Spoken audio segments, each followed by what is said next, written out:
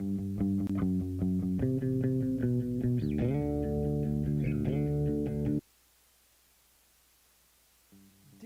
410 Productions proudly presents the What's in Your Head podcast.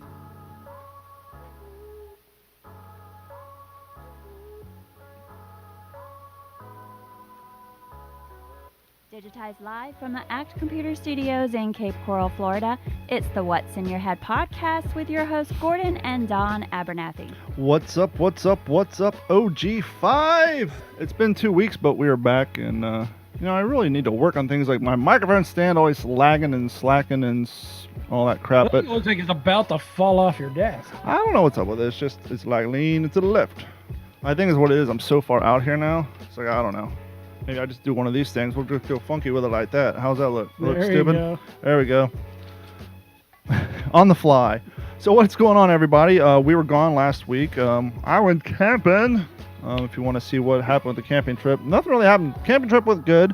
It was more of a break-in period. Testing out the travel trailer that was loaned out to me. You can see that video, the new half-ass review, up on our YouTube channel, the YouTube Digital 410. So go to YouTube, look for Digital 410. I have no desktop space now, but anyhow, I digress. So what's been going on with you, fella? I decided to wear this shirt just for you today.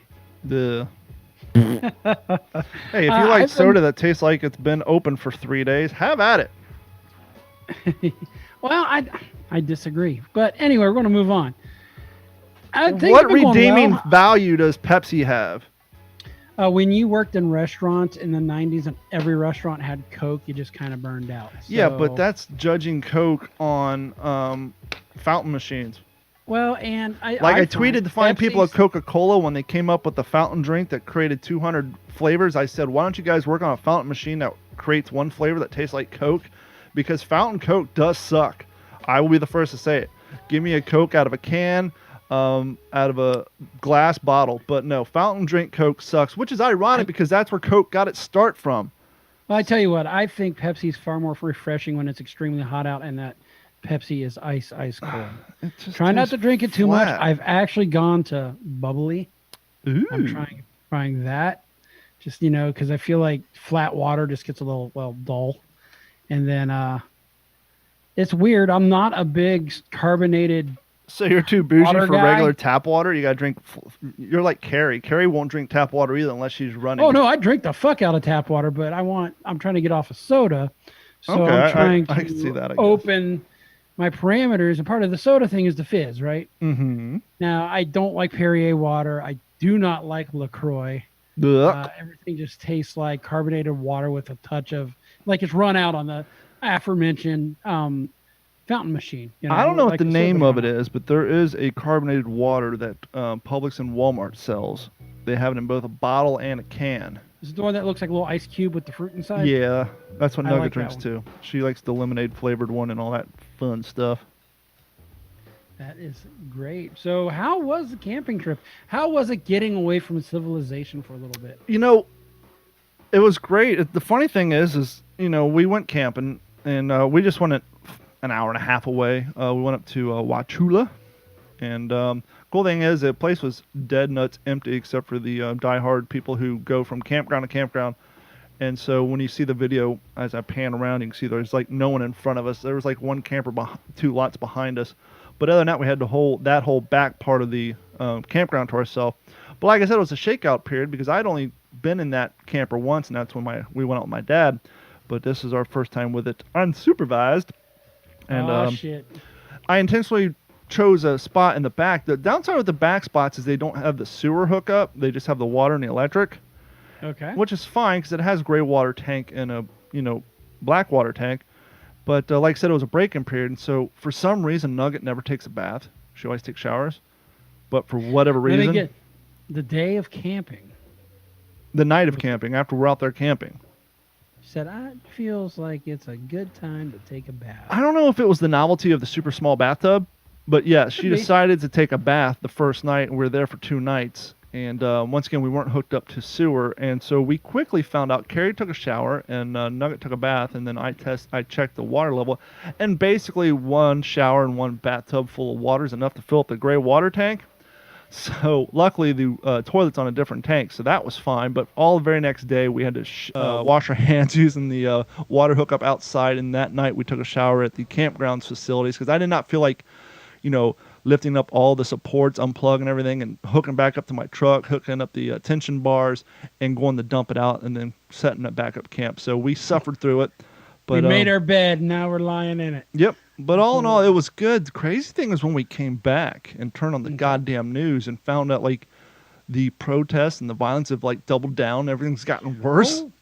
In our news today, I have some shit's hyphen in the city of Louisville. Oh, it's everything's just getting nuts. It's like, what in the holy hell? But all in all, it was a good time. And you had something going on that weekend too. So we figured, yeah, we gave everybody a 4th of July show. So we haven't taken a weekend off in a long, long time. We've been here every week since COVID started. So we took a week off. Do you think people think this is super easy, what we're doing? I am sure they're just a bunch of talentless hacks. Well, yeah, we are. Well, we are talentless hacks. That's not. But they think, it's just what you do. You just pull up a microphone and you just start talking. Well, and that's what you do when you're doing a podcast that's not live. But we do this podcast live. We're streaming live right now on Periscope, Facebook, and YouTube. And, we discussed in the past, one of the harder parts about doing a podcast consistently is coming up with semi-new content. We don't always have the newest content, but it's semi-new. We try. But the other difficult part is doing this thing live. And Carrie kind of got a taste of that last night. Really?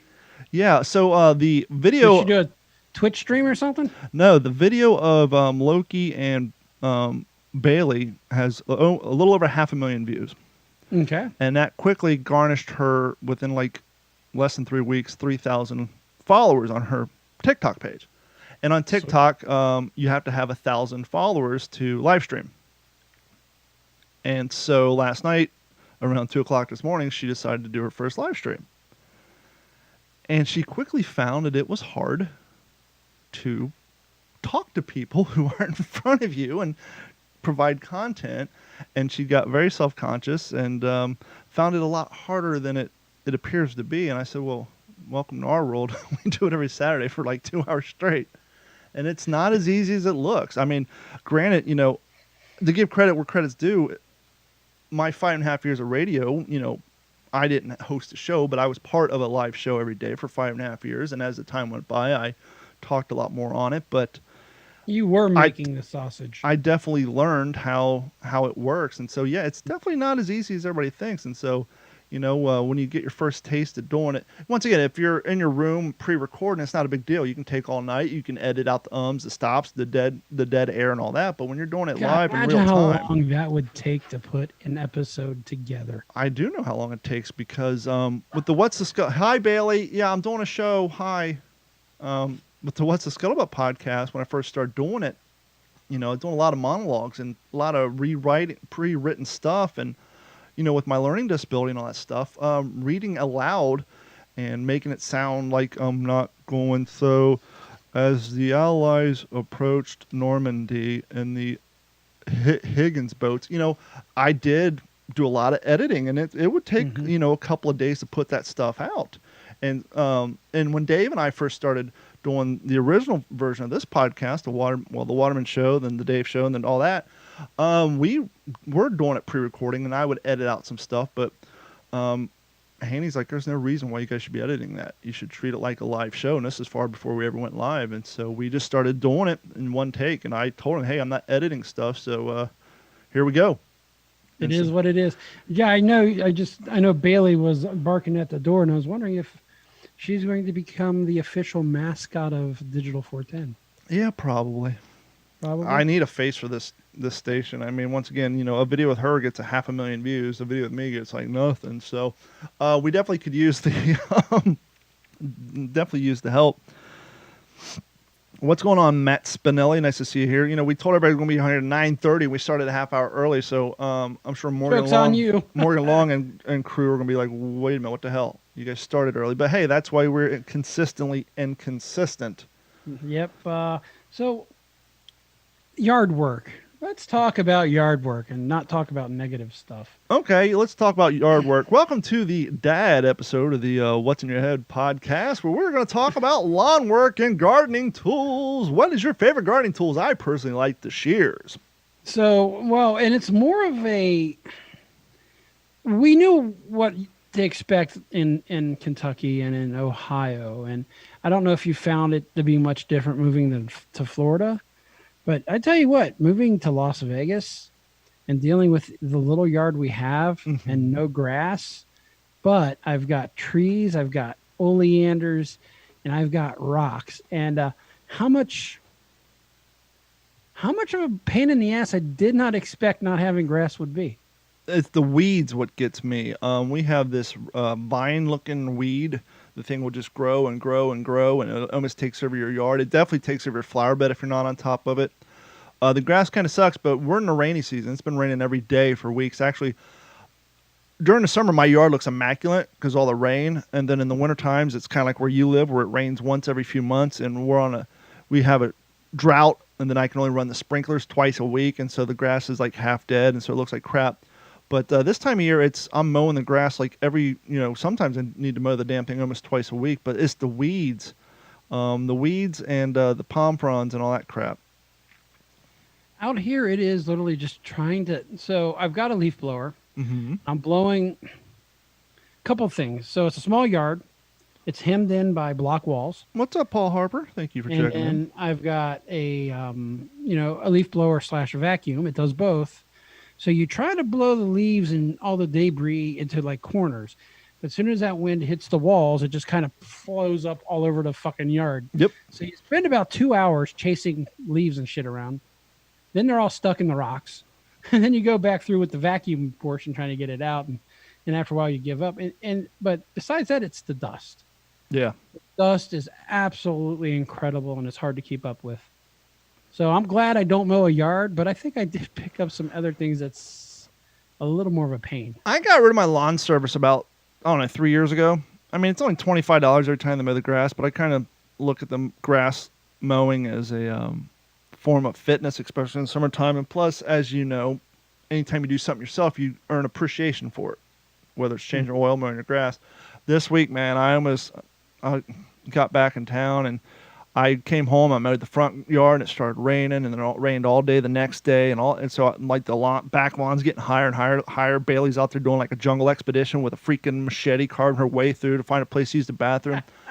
And I almost pulled the trigger to call Craig back up and get him back out here to start mowing my lawn. But I finally, like, there was like a little bit of clearance. I came home a little early and got the backyard mowed, and then it started raining 20 minutes later. But yeah, it's just so damn hard to mow it when the grass is wet because, like, you're stopping every 10 feet and pulling all the wet grass out of the damn mower. It's just a pain in the ass. And you don't have a choice. Nope. So, that is crazy. So how's Southwest Florida? We're hanging in there. The rain is the rain, but we're hanging in there. We haven't talked too much because it happened right around the time I went on vacation. We know that Tucker passed. My beagle the day before my birthday. Last week, or shortly after my last show, or maybe we may have spoken a little bit about it on the last show, but Loki has gotten a thing called SARS. Are you familiar with SARS, or were you familiar before he got it? I do not know what SARS is. SARS is southern. It's southern. It's sudden acquired retinal degeneration syndrome.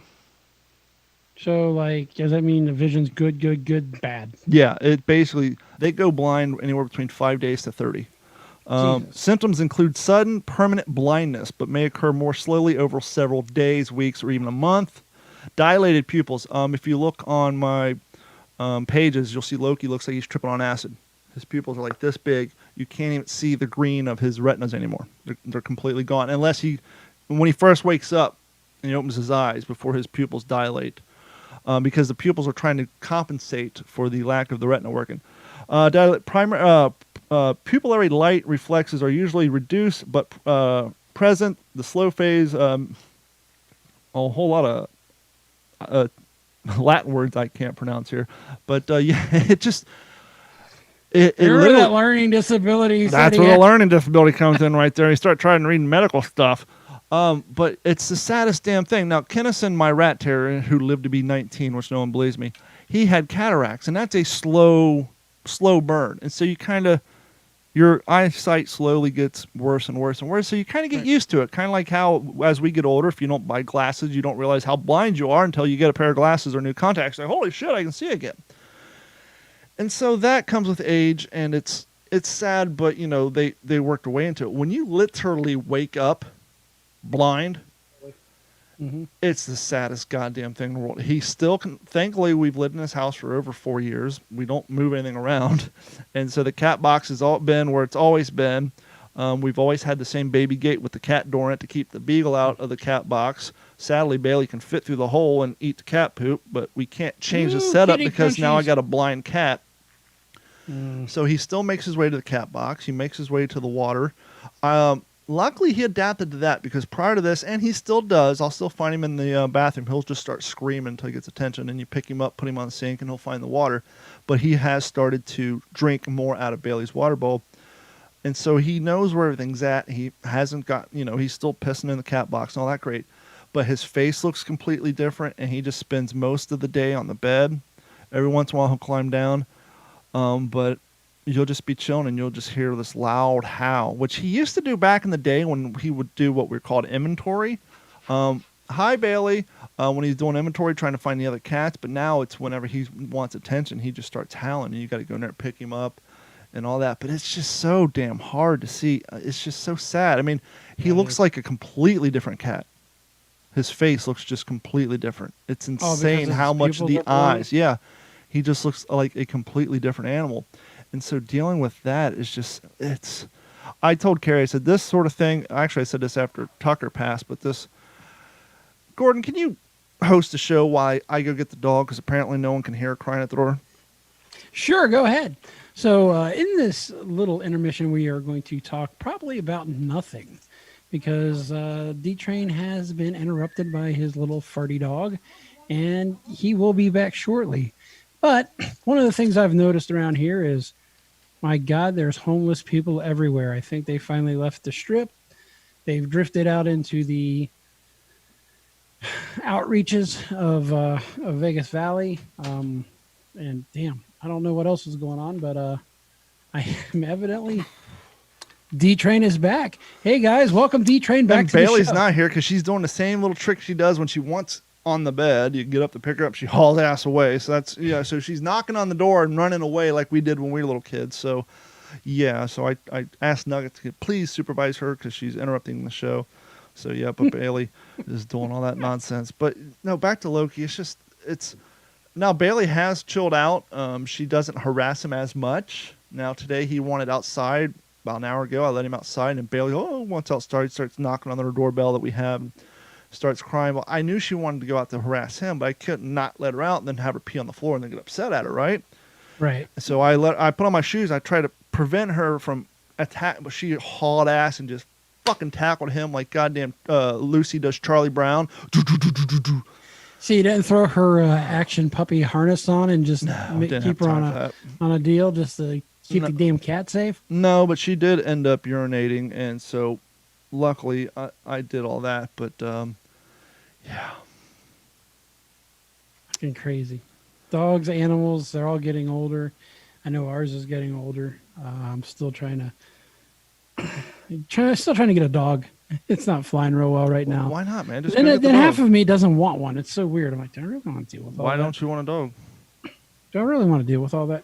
I do want a dog, but I don't want a dog. I don't want to have to deal with the stuff that you have to deal with a dog and house training and chewing and stuff like that, unless you get an older dog. But then you want something that's going to be time out, hold up, stop.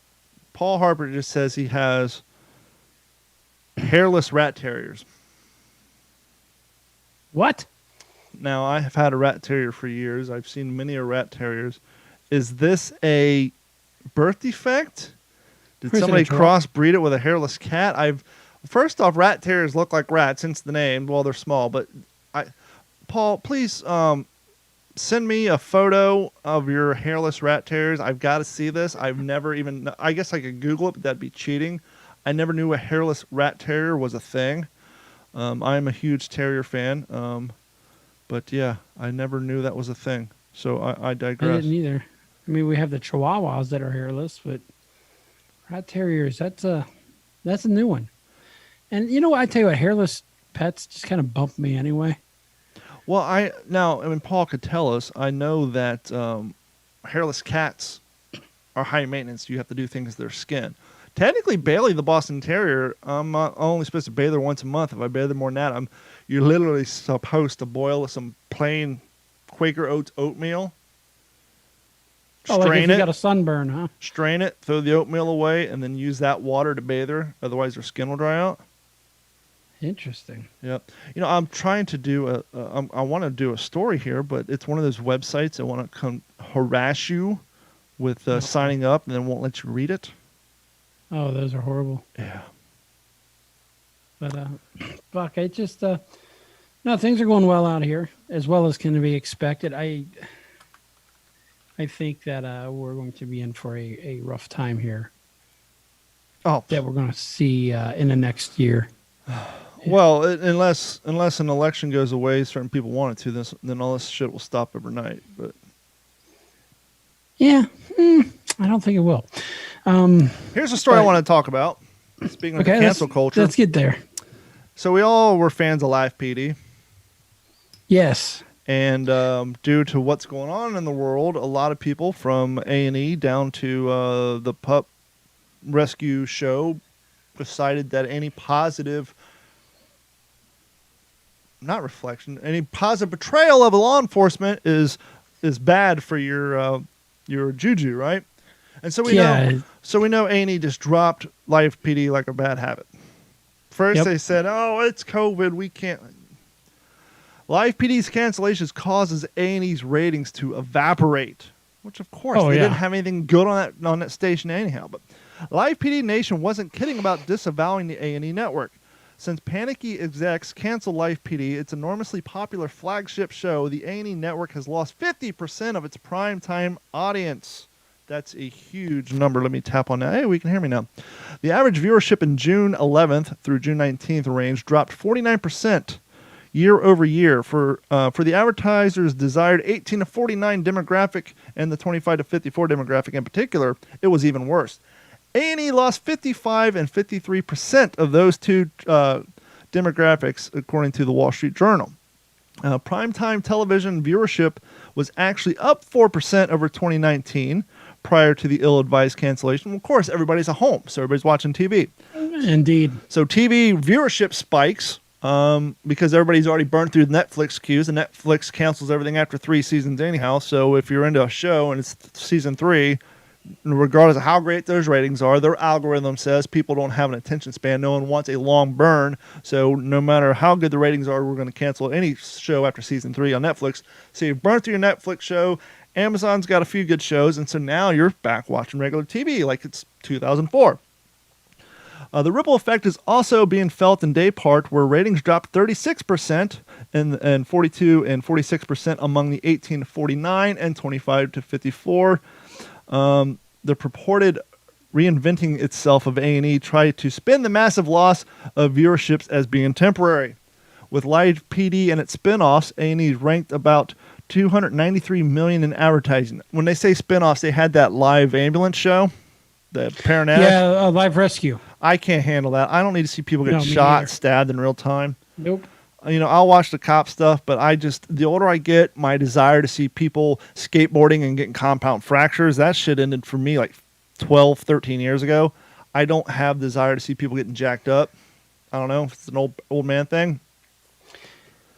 It could be, because I even sometimes, if I see even my own blood, say I cut myself, I start getting a little. You were always like that. I remember when you lived in Rinkerbacker, you cut yourself in an aquarium and got woozy. Corporate America is still not getting the memo, though, and that getting woke is synonymous with going broke. A&E told WSJ, that's whatever. We're continuing. Yeah, Wall Street Journal, that we are continuing to listen to both community leaders and Live PD fans to find a way to serve both in moving forward. But that's just good. That'll learn you. No, it won't. You know, won't learn at all. There was an example that Dave and I used to talk about. I think we brought this up a few times before you were on the show about turning your back on your demographic. Yes. And I said, if you teach a marketing class or a business class, the perfect company you can use for this example, if you want to see plummeting from the highest of heights amongst your fan base and demographic to being relegated to what is now the now defunct Payless Shoe Store, and now is a little shoe and clothing company goes by the name of Airwalk. Oh my God. Airwalk was synonymous for this. You guys probably know Airwalk for their UGG ripoffs and their ugly bowling shoes they made in the 90s. Airwalk was actually a skateboard move. And Airwalk back in the 70s and 80s, they ran, well, I think they came out early 80s. They were basically the biggest competitor to Vans. And that's how you knew somebody was an actual skater, because Yes. Vans, they could also be riding BMX. But Airwalk, you were a skater. If you wore Airwalks or Vision Streetwear, those two were like, you had three brands to choose from: Vans, Vision Streetwear, or Airwalk. Airwalks were heavier. They were covered in rubber. They had ollie protection guards. Vision Streetwear were cool. The upper shoe itself held up, but their soles were god awful.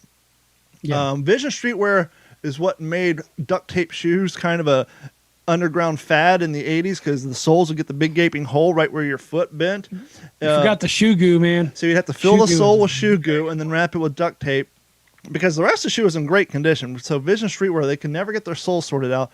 Airwalk was great, but they were super heavy because all that reinforcement. Well, keep in mind, kids, before Tony Hawk Pro Skater and before X Games, skateboarding had ebbs and flows, especially if you didn't live in California or Florida. If you lived in the Midwest, Ohio, Kentucky, Indiana, New York, there was 10-year periods where skateboarding was like you were a bastard-ass bastard and you were a punk and a thug. And Why aren't you playing football? And so if you were in the industry of skateboarding, whether it's fashion or the sport itself, and you weren't doing it for the love of the sport, it was a money-losing proposition. And Airwalk kind of figured this out. And so in the early 90s, when everything was extreme, Extreme. let's go jump off a cliff. It's called base jumping. It's extreme. That's when the X Games were the extreme games. It's when bungee jumping first came around. Everything was extreme. Extreme. You'd go into the Sears catalog and you'd see Vans said Vans skateboarding shoes. Airwalk just said Airwalk. Airwalk would put out these advertisings and these commercials of people jumping off bridges and base jumping and all this other crap. Not a single skateboard would appear in any one of their advertisings. Keep in mind, Airwalk is actually a skateboard movie doing a half bite. The name of the company was named after a skateboard move. Now, I'm sure the guy who created the original Airwalk sold the company long ago, just like the guy who made DC sold out to Nike long ago. But I digress. And so, I remember to this day, and you were with me, we were in Sun Sports in Whitehall, Ohio. Yes. And Nick said to us, hey, would you guys give two shits if I stopped selling Airwalk products? And we said, no. And basically the whole industry did that. Everybody said, hey, you guys don't want to acknowledge skateboarding. You guys don't want to support it. We're having a hard time here. It doesn't show up in any of your advertisement. From the outside looking in, if you don't know anything about skateboarding, you wouldn't know that Airwalk is a skateboard brand. And so everybody said, fuck off. And so, ironically... Yeah, what is that? Some kind of generic Jordan logo? Ironically, they couldn't develop quality snowboarding gear because Vans made snowboarding gear and, you know, Burton and all them. And I tell you what, the Vans stuff was actually really rough at the beginning. Yeah. It was not that good. And then even Burton, in the 90s, I was having a hard time with my feet. It ended up being what they were calling the Burton rulers at the time. And it was a long learning curve. And but the irony is now, you know, you go to you walk around and there's chicks who's never stepped foot on skateboard wearing Thrasher t-shirts. Okay. The skate now, culture. Is that being ironically hip? No, it's just everybody wears Thrasher magazine shirts, so they just wear them. But my point is now skateboarding's at an all-time high, but for the last 20 years, Airwalk was nowhere to be found. Basically, the only person carrying their product was Payless Shoes. They started making UGG knockoffs and these crappy other shoes, and now Payless is gone. So back to the beginning of this conversation, for those of you who just joined in, that is the perfect example of why you don't turn your back on demographic. A&E did it. A&E only had two good shows, Live PD and Live whatever, They got rid of them because they were scared not to be woke, and now the ratings dropped 50%. If you know me, if you follow me for any amount of time, you know that I am a 40-year-old man with a 72-year-old man living inside me. I collect antiques.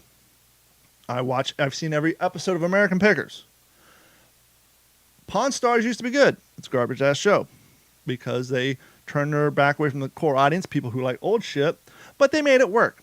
Show's still going. You know what show didn't make that work? Same show, same producers? Restoration. American Restoration. Also a Vegas show. Mm-hmm. Everybody take their products to Rick. Here's my Coke cooler, like the one I have over here in the corner. He would show them bead blasting it, welding it, tack welding it, making pieces. The whole episode was about refurbishing equipment. The show blew up. Producers got a little money hungry. We need to focus on, we need character development. Oh, shit. Why don't we That's focus what on you Rick's need to do. stepkid and his dog and his new wife? So the show slowly, person would drop off a product. They would give him a quote. They would cut to his scene of his dopey-ass brother and his son fumbling through a junkyard, doing some cooked-up nonsense bullshit. Then cut to his stepson and his dog and his wife doing some cooked-up nonsense. 30 minutes later, customer comes back. Here's your product. We didn't show people how we fixed it. Didn't do anything. The show died. It fell off. It went away for about 2 years. They brought it back, where they tried to revamp it, where they actually kind of almost like it was before Life PD. It was almost like a Life PD style, though. They were cutting to different restoration shops around the country, but that lasted like 6 episodes, dead in the water. Because to have American Restoration without the restoration product would be like having Bob Vila's This Old House, but not showing how anybody building a damn house. They turned their back on their demographic in hopes to bring people in who weren't part of that core demographic, and the product blows up and it goes to shit.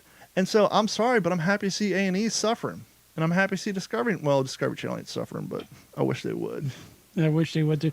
Paul Harper says Storage Wars is still going strong. I actually quit watching that a long effing time ago. Well, I remember. How many times has Dave been there, gone, left, come back? I don't even. When Dave first left, you're talking about the Yup guy, right? Yep. Yeah, when he first left, he did some interviews, and he basically said the show was cooked up, that the producers would go in there and plant those high expensive items. But then he ended up coming back. So I stopped watching when that interview came out, and he basically said that was cooked up. But And then the fact that he comes back, it's like, okay, so were you really needing the show? Is that why you come back, or were you? Was he needing the show, or is the show needing him? Yeah, I mean, if think you the were show in that is- spot and you walked out of there because he probably felt he wasn't getting his just desserts, and they said, okay, come back and we'll give you what you want financially, you'd probably walk back in there. I would. Yeah. I don't know what you're talking about. Let's just move on. It's Yeah. behind us. What interview? Let's move on. What interview? That's fake news. Just like So- when Rob and Big and Rob, what show was that? Before Fantasy Factory. Let me tell you about my best friend. When that show went off the air, Big was like, I didn't live with that dude. I rented a house down the street with my wife and kid. I would just show up for 4 or 5 hours a day to do the filming and then go home. And so, I mean, he basically badmouthed that. So he basically pulled the curtain off that one too, which obviously, what do you expect? But anyhow, so there you go. If you're trying to get into the industry, don't turn your back on your key demographic, because you'll ride high, you make some quick money, but usually those decisions are made when you have a large group of people, and so that quick money gets quickly distributed amongst everybody else, and then you're sitting there on your ass like Mike Tyson was after he used to pay all his yes men and Don King, and then he had to get it back to struggling for a while until he luckily got popular again thanks to a little movie called Which movie? the Vegas movie, Bradley Cooper. And Oh, yeah. that's what brought him back. Yes, that would be the sorry, Hangover. But Yeah. Mike Tyson's coming back for a fight. Yeah, well, of course he has to, because he's fucking busted ass broke. Yeah, he's got a lot of pigeons to feed apparently. MC Hammer did the same thing. So yeah, he is facing Roy Jones Jr. on September 12th exhibition match. So the question is will he do good, or will he? Because it's been 15 years. He has not fought in 15 years. Isn't it amazing how time flies the older you get?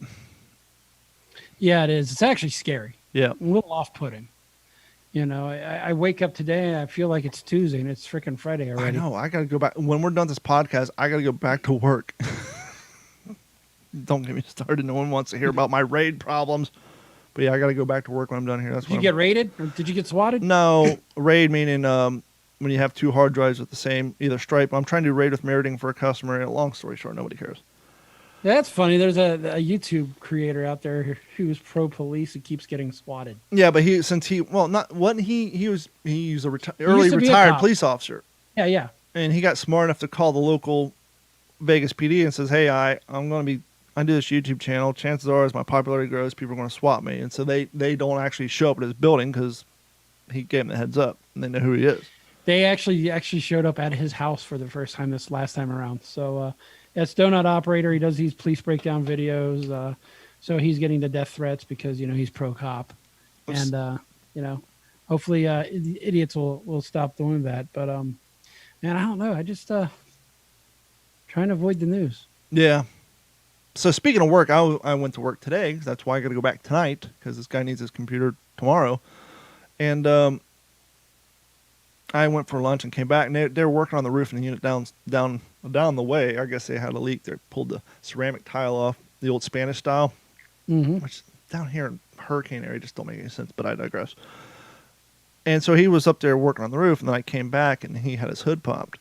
And it was starting to rain, and I opened my door, and he starts walking down towards me. I was like, "What's up?" He said, "Hey, man, can you help me out?" I was expecting him to ask me to jump his truck. And I was like, "What do you got?" He said, "My starter's acting up." So what, you need me to turn the ignition while you beat it with a hammer? He said, "Kinda. I just need to get underneath it and jump the coil." I guess the coil was going out, so it started right up. But we've all been there. How else would I have known that you're going to beat your starter with a hammer when you mentioned that your starter was going bad? Things we've done to try to get cars to start. Yeah, you used to park your Dodge Omni on an incline because your starter went out. And looking back at it now, it's like, God, how many months did you do that because you couldn't afford a $150 starter? Probably a year. Put that in perspective, folks. Gordon and his white privilege, he had to park his Dodge Omni on a hill in Ohio so that he could jumpstart. How do you jumpstart a car, Don? Well, see, back in the day, we were all poor, and the most affordable cars were all stick shift. See, automatics had a fancy price point on them. You couldn't afford them. So we all drove 5 and 6 speeds, and so you'd park it on a hill. You put it in first, you pushing that there clutch and get some speed going. You pop it out, and some bitch start up. But you had to do that forever. And it didn't have a rear window because some asshole kid shot it out with a BB gun. Yeah, I remember we drove to Mom's house, which was 2 hours away. And by the time we got to Cincinnati, Covington, we had to stop and get trash bags because we were getting carbon dioxide poisoning. Pro tip for you guys, when your back window's busted out and all the rest of them are up, the air draft makes like a billow. And so as it comes down the roof of your car, it actually flies back inside. And when your exhaust is under there, yeah, we almost got carbon dioxide. Is that monoxide or dioxide? Monoxide. Carbon dioxide poison coming out of your car. So we had to stop and tape up a trash like riding bag. in an old Volkswagen. Yep, those were the days. Those were the days. But that's what puts you in. And that's what I see going on now. I'm hearing stories of these young apprentices coming in and they're complaining that the water's not cold enough out of the cooler. Too hot. Something's not right. Back in my day, and we would like, go outside and drink from the kid. hose. We would drink from the hose. This is construction. Yeah. It's not supposed to be comfortable, man. Excuse me, sir. I can't help but notice there's no bidet in the Porta-John. How am I supposed to wipe my hiney? Actually, he wouldn't wipe. How am I supposed to spritz my hiney? Yeah, back in the day, they were so full of shit because they never got changed that you're lucky you weren't sitting in it when you fucking went to use the bathroom. And for some reason, it took 38 years for someone to decide to take a 2-liter bottle. Actually, it looks more like an empty washer fluid bottle and make a urinal. So you would have to piss into the main bowl, and the Gargothan, like from Dogma, would come out of the toilet and just hit you in the face. So now, can you imagine that eureka moment? Yeah, sitting around in the Porta-John industry.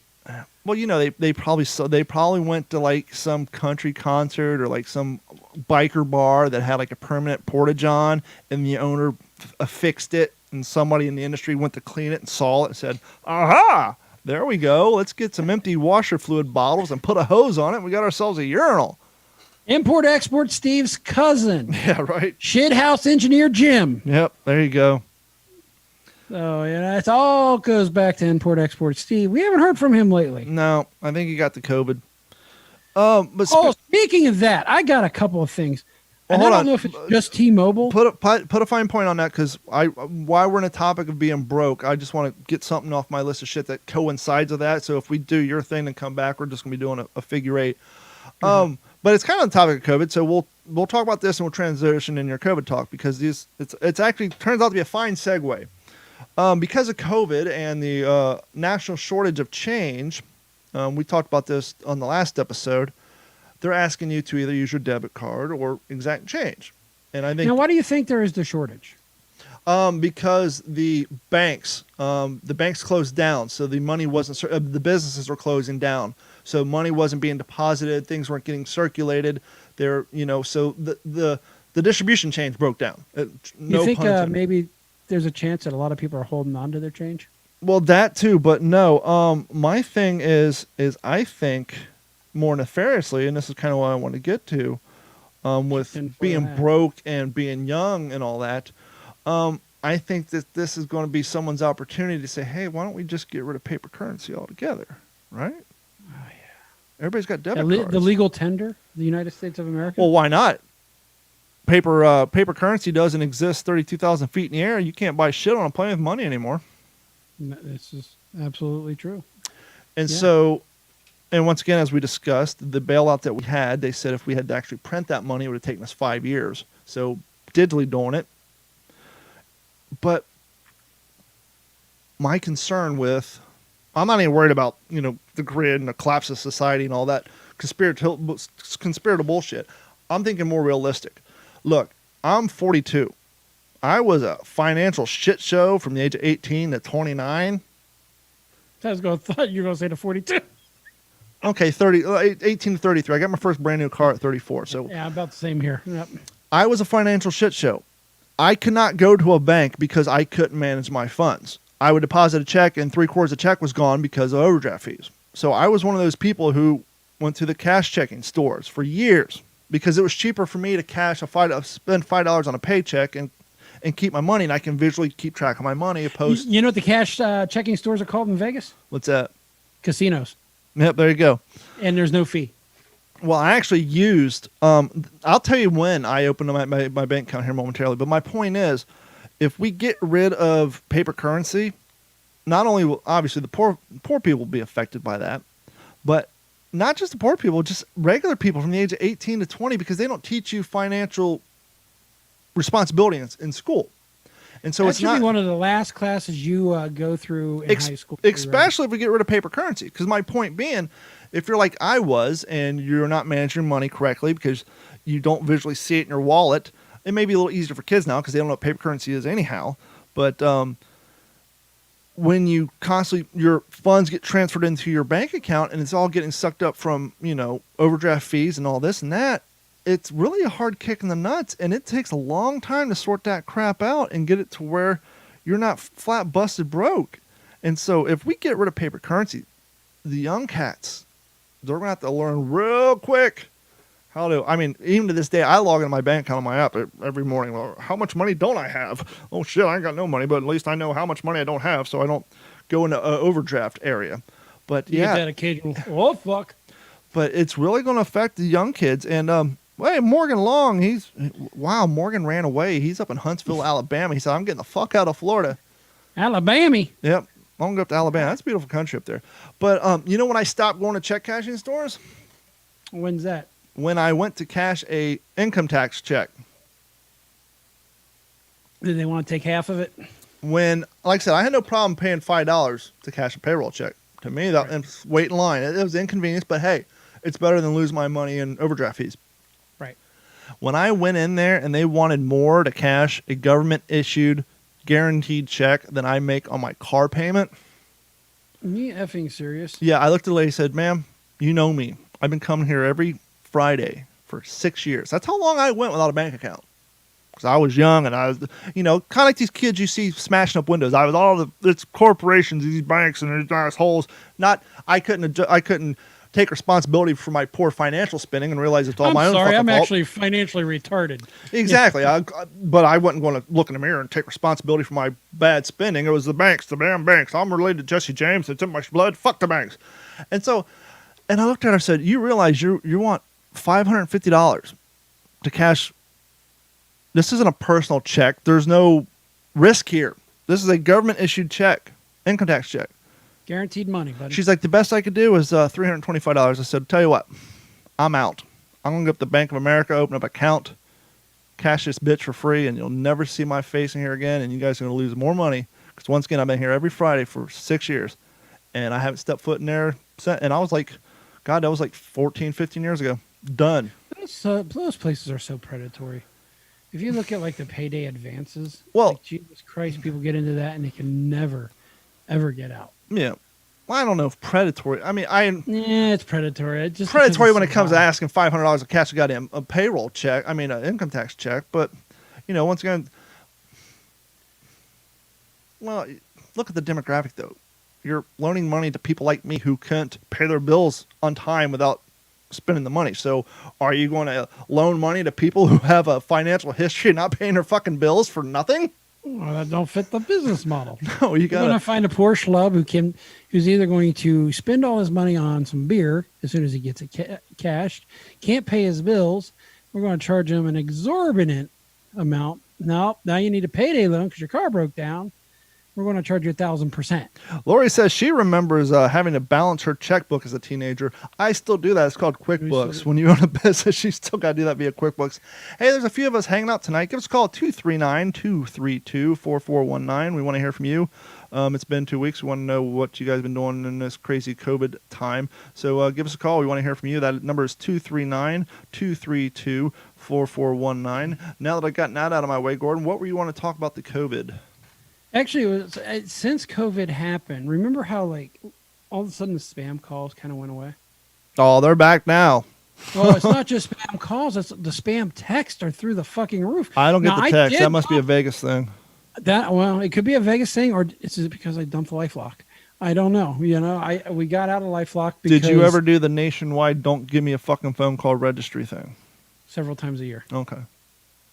So we're just getting ads. They're actually ads as text, and it's just they're misspelled. Everything please tell us about Walgreens. Walgreens is misspelled. Blah blah blah. That's because they're doing Google Translate from Arabic to English. Yeah, it's like what the F, man? I'm at work the other day, and of course, and I noticed now I did have 2 updates in a row on my phone. But before this last update, I'd get calls from people I know, but it would be a different contact on my list showing up on my screen. Yeah. So they got their caller ID, and I think it's part of them trying to block scam calls in general. Aren't you on T-Mobile? Yes, I am. Well, you should get the Scam Likely. Don't you get that, or are they not doing that out there? I do get the Scam Likely, but one time it was actually a client. Yeah, that's the downside. We'll get back to my bank and my truck because my tags expire tomorrow, my temporary tags, and I don't have new ones yet. So that's fucking awesome. Are they giving you an extra 90 days? They're giving them to September here.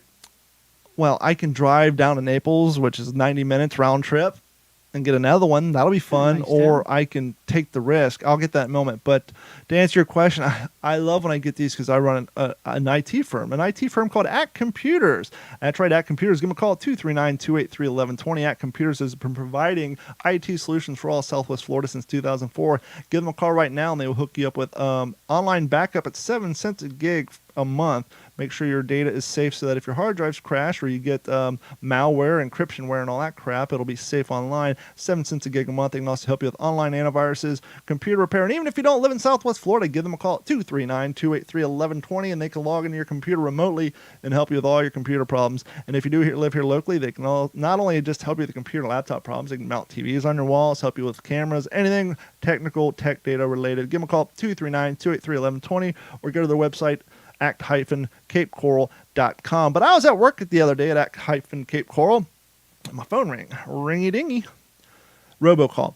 Hello, this is Francine with Computer Tech Unlimited. You recently purchased a computer service contract, but we have been ordered to close. So please give us a call at this phone number to get your refund.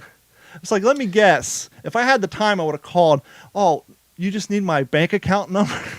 It's like It's 666. Go fuck yourself. It's like, people fall for this crap so bad. And it's usually the elderly. That's what sucks. Yeah. That's who they get it. People mom's age. Well, my At Computers phone is in Dad's name, and he's in that age group, so we get a lot of that stuff. But AARP calling? No, not even. It's a lot of Microsoft, quote unquote. I like your iCloud has been compromised. I've never even owned an Apple product. I don't have iCloud, so clearly that's a scam. But I'm happy to see Apple users are getting hit up for that crap now too. The extended warranty stuff has picked up again. Mm-hmm. So, as you guys know, I traded in my Tacoma for a Tundra on June 26th. That's right, June 26th, 2 days for my birthday, which means that my tags are going to expire anyhow in 2 days. But don't worry, when you trade in your car, they take care of the license registration. It's all included in the fees. So on Monday of this week, I get a phone call from the fine people at the Toyota dealership in Naples. Won't call them out or anything. Yeah, hi, Don. This is the fine person from the Toyota show in Naples. The bank called. They've been trying to get a hold of you. Well, they ain't called me unless they showed up as scam likely on my phone, and I don't answer those calls. Well, they need to get a hold of you to finalize this deal. Okay, well, that's great. I'll call them by. By the way, my temporary tags you guys give me expire in 6 days. Well, we can't send out that tag until you call the bank. Okay, so I'll call the bank. Call the bank. Hello, this is bank. Yeah, hi, bank. I was told to call you by the fine people down at Toyota in Naples. They used a lot. They said you guys have been trying to get a hold of me about this car loan. Interestingly enough, I've had this car for almost 30 days now, so I don't know what the hell's going on. Sure, can you give me your social security number? Okay, sit on hold. Come back. Okay, we're done. Thank you. Oh, whoa, stop. Huh? Can I get the Toyota used place in Naples on? No, it's good. Well, I'm really confused. So I called the Toyota. Yeah, I just called them. They heard the sound of my voice, put me on hold, and all of a sudden this thing's mysteriously done. Call them up. See, yep, it's good to go. Okay, great. What about my tags? We'll mail it out. Fuck. Do you think it'll get here in 6 days? Or if it doesn't, just come on down. We'll reissue a tag. Or if it's anything like the mail guys out here, it'll end up in the neighbor's mailbox. Sure, I'll drive down there, 90 minutes round trip and $25 worth of gas with my V8 truck, but I'll head on down and make it convenient for you. So, guess where I'm going tomorrow? Unless I don't drive my truck for a few days. Really? Does this got to be this hard? They literally heard the sound of my voice, asked my social security, nothing else. Put me on hold, came back, and that was all they needed. Wanted verbal verification that you're you. But that I existed. That you existed. But you could have been Joe White Trash in a trailer park. I could have been an expat who hates the United States living in Istanbul. Yeah. Who was buying Tundras to export to the Taliban. I don't know. Yes, that is my name. Yeah, I don't know. So so that's fun, and the Toyota dealer, he's like, well, they're because of COVID and all that, they're allowing you an extra 30 days. I said, that's not something I want to sort out on the street when I got a gun in my car. So if you could just mail me my goddamn tag, that'd be awesome. So I checked the mail today. It's not out there. So yeah, that's fun. Oh, good. Well, Gordon, you about ready for your new segment? Yeah, give me just a second. Here, I'll buy you a few times. News and shit. Live situation. News and shit. I gotta make now here's that... Gordon with some news and shit. Joining us now from the Digital 410 West News Desk in Las Vegas, Nevada, Gordon Abernathy. Gordon, how you doing tonight? I'm doing good. We're going to call it half-ass news. Why not? Because we have half-ass review. But I got this. Pretty quick. News and shit. News and shit. Now here's Gordon with some news and shit. So now I got to re-record that. I spent like a whole 38 seconds making that. We can change it back. You hear the artistry in that? Shit. News and shit. Now here's Gordon with some news. You and think shit. that writes itself? No, not at all. News and shit. News and shit. Now here's Gordon with some news. See and if shit. I try to come up with any production for the show. I do like your splash screen, but it'd be better if it said news and shit. Actually, no, you know what? I Actually, digress. it did start saying news and shit, and then I changed it. No, you know what? We need to get away from the news and shit. Back when we first brought you on, I used to put news and shit in the descriptions of the per episode, and then when I tried to pay Facebook $5 to advertise our show because the word shit was in the description, they would turn down my money. So Take that's turns. why now it says news with Gordon instead of news and shit. So, yep, I guess we'll have to change it. So for the last time, because this has only been up for 2 weeks. News and shit. News and shit. Now here's Gordon with some news and shit. He's an asshole. So things are getting worse out there. Have you heard of NFAC? North France. No Fucking Around Coalition. So the NAFC, or NFAC, the No Fucking Around Coalition, has decided to march on Louisville. And unfortunately, shots rang out in Louisville, Kentucky today, as hundreds of members of the heavily armed militia groups converged on the city for protests against police brutality. Louisville police confirmed 3 people were injured when a gun discharged as members of the Not Fucking Around Coalition and all-black militia gathered at Baxter Park shortly before 1 p.m. Okay, I'm confused. The non-fucking around coalition showed up to combat the Black Lives Matter protests, or the people No, who were they are protesting pro- against the Black Lives Matter people? They are all-black militia, pro-Black Lives Matter. So they're showing up to beat up the honkies. Pretty much, or the cops. Or, well, at least, yeah, they were armed. They have ARs. They have all their weapons. I'm fine with that. Mm-hmm. Not a problem. But it just... After all, this isn't California in the 70s. Exactly. But what's interesting is, out of all the armed protests we've seen recently with the different groups, and I've got to be careful here. This is the one who had accidental gunfire. A spokesman said... What you saying? The fine people of the Not Fucking Around coalition don't get down to the gun range as much as they ought to? somebody was fucking around. Oh. So it said that there was a negligent discharge of firearms, no charges at this time, and no outstanding suspects. The victims, all 3 of them, were actually part of the NFAC, so they were shot by their own dude. Hoisted by their own petard. And that's petarded. They were transferred to the University of Louisville. Yes, I said Louisville because We're from Kentucky. Hospital with non-life-threatening injuries, according to police. The NFAC's founder, which is Atlanta-based rapper DJ John J. Johnson. Who? DJ You can call him John, Ray, you can call him Jay, just don't call him late for dinner. Yes, John J. Johnson said in a YouTube video, which now I got to go look at, that the march was in response to the death of Breonna Taylor, a 26-year-old black woman who was fatally shot by Louisville Metropolitan Police Department officers serving a no-knock warrant in her apartment back in March. Her death, as we know, and those of other black Americans, sparked a widespread protest that we see to this day. And there was also another militia group there, the 3%er, a far-right militia group, has also called on members to be present at Saturday and act as ad hoc security force during the rally, speaking fear among, which is sparking fear among residents of clashes between the 2 militias. So it seems like things are getting ratcheted up yet again. We've talked on the show about symbols being hijacked by movements. Yes. We know that the Confederate flag was hijacked by the Ku Klux Klan, and that's why people see it as the flag that is known to be seen today, and I can understand why people are outraged by it.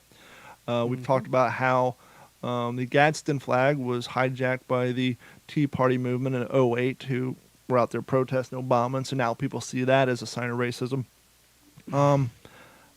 I could be completely wrong on this, but the 3% thing, I thought that was a military thing because like 3% of the population volunteered for military service. How did that logo get hijacked into quote unquote extreme right wing fanaticism? That is a good question, and I am in the process of looking it up right now.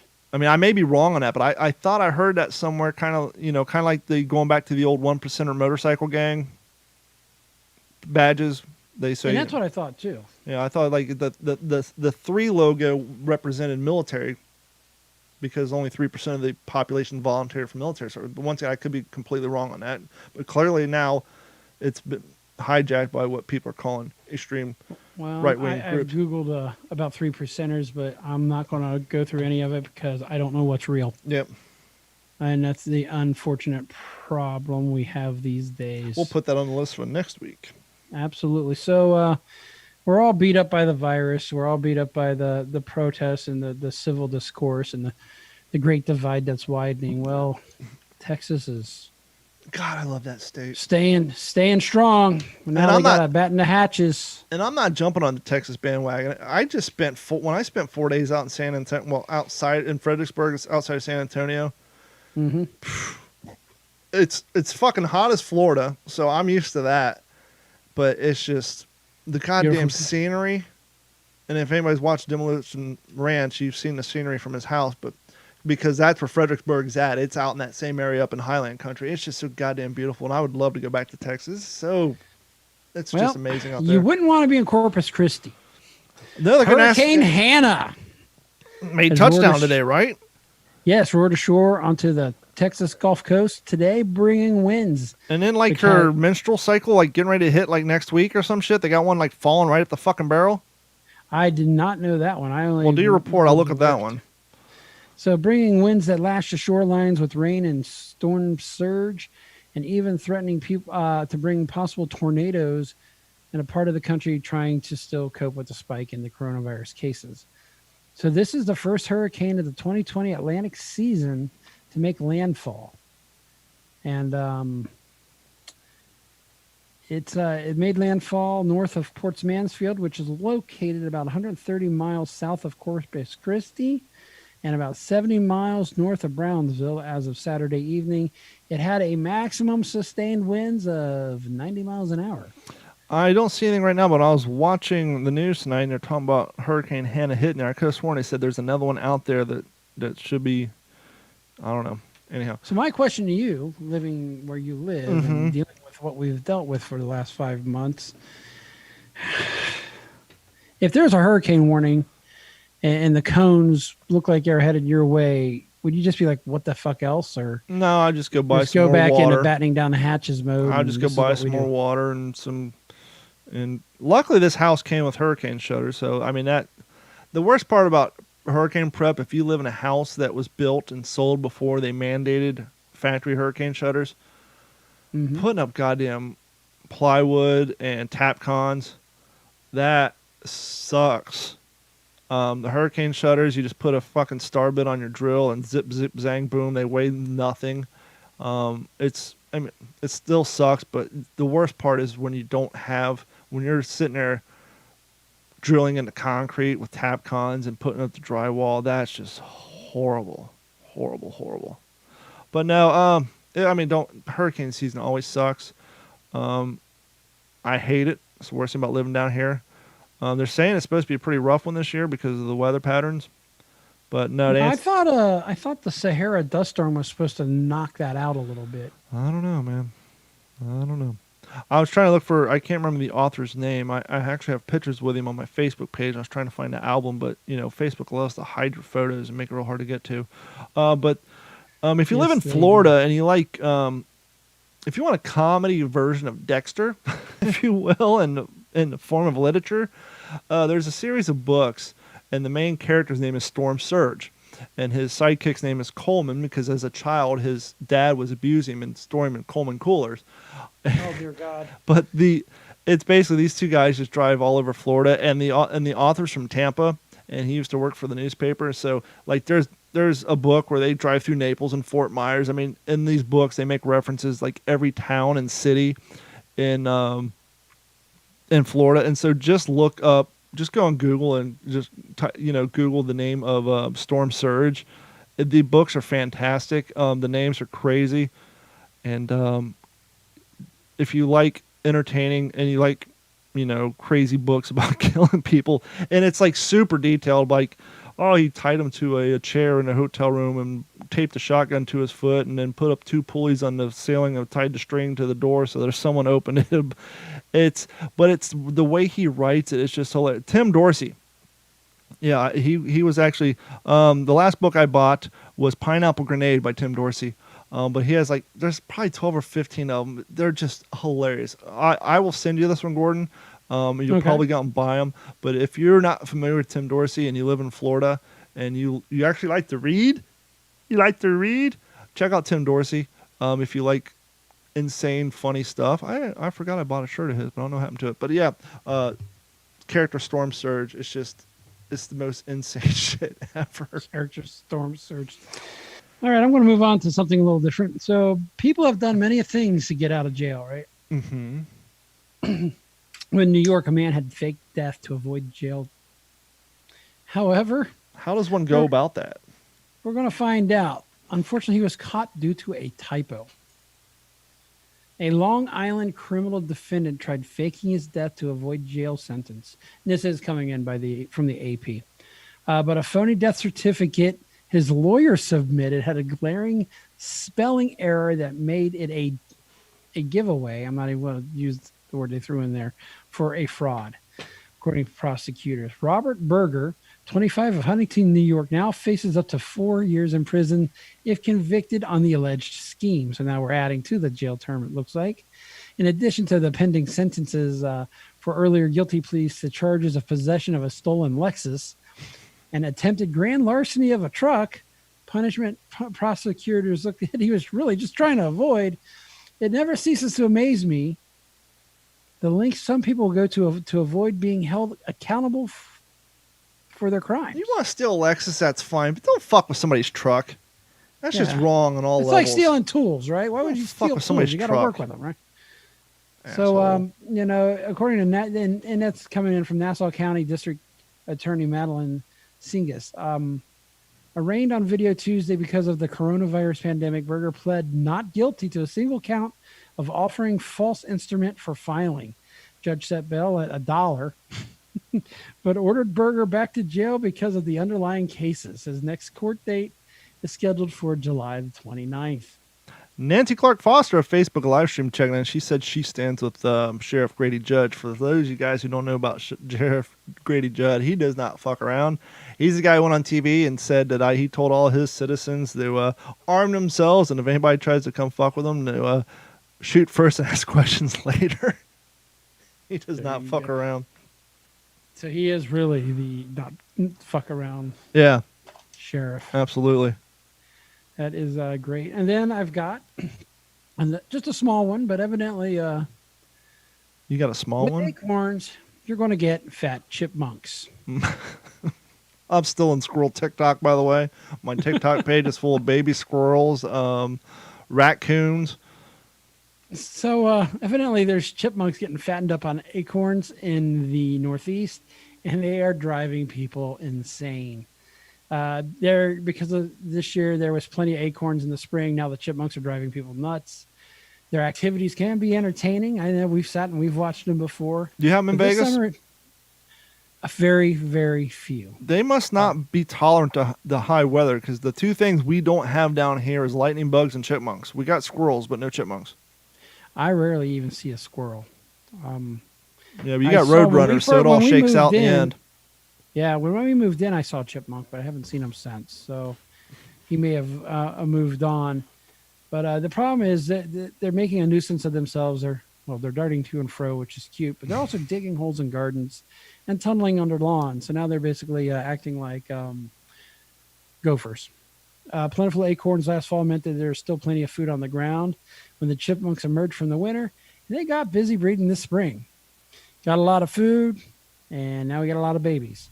Small mammal biologist, but this has resulted in a bumper crop of critters. They're cute, they're fun to watch in the forest as they duck in and out of holes and play peekaboo. But when their cheeks aren't bulging with nuts, chipmunks do make a distinctive chirp sound. Did you say gopher? Yeah, I said that they're probably acting like gophers. Hold on. To kill, you must know your enemy. In this case, my enemy is a varmint. An environment will never quit. Ever.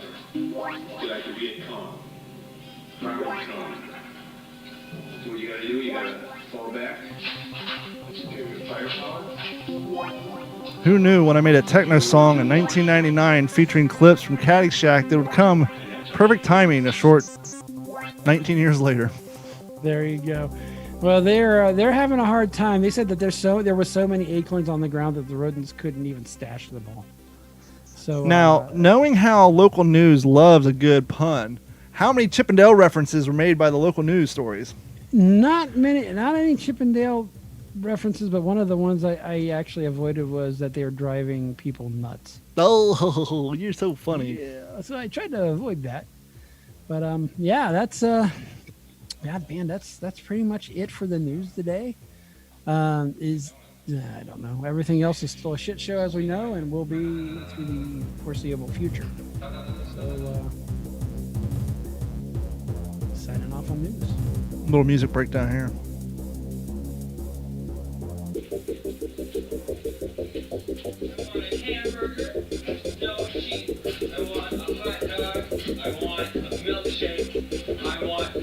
You'll get nothing and like it. Hey, Rodney Dangerfield, how do you feel? No respect. What? So let's dance. I recorded that off HBO. Remember the old pen microphones on the compact computers back in Yes. the day? That's in mono, by the way. Yep, recorded that on a compact Presario with 256 megabyte process. No, 256 megs of RAM and not even a gigahertz processor. Those were the days. Using a little track called Fruity Loops. How many of y'all remember the program Fruity Loops? That's what I did when I got fired from the ambulance plant before I moved to California. Sat around making homemade techno songs. Good old days. Well, that's going to wrap it up for this episode of the What's in Your Head podcast. Gordon, where can people find you? I can be found at Aegis1974 on Instagram, Gordon at D410 on Facebook, and Abernathy.Gordon on Twitter. And remember, if you don't get off of your butt and never get out of bed, you'll never get out of your comfort zone. Actually, no, it's backwards. If you never get out of your comfort zone, you will never get out of bed. So go out and do what you got to do to better your community and better your life. And we will talk to you all next week. Check out this, folks.